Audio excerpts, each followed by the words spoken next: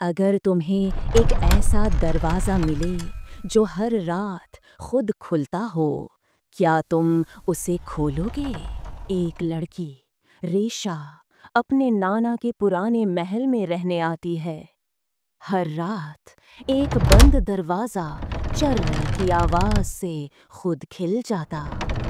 पूरे महल में सिर्फ यही एक जगह थी जहाँ जाने की सख्त मनात थी। एक रात रेशा ने हिम्मत की, दरवाजे के करीब गई। अंदर मुकम्मल अंधेरा, ठंडी हवा और किसी के आहिस्ता कदम सुनाई दिए। जब उसने मोबाइल की टॉर्च जलाई, अंदर दीवार पर उसकी अपनी तस्वीर लगी थी। लेकिन तस्वीर में रेशा मुस्कुरा नहीं रही थी।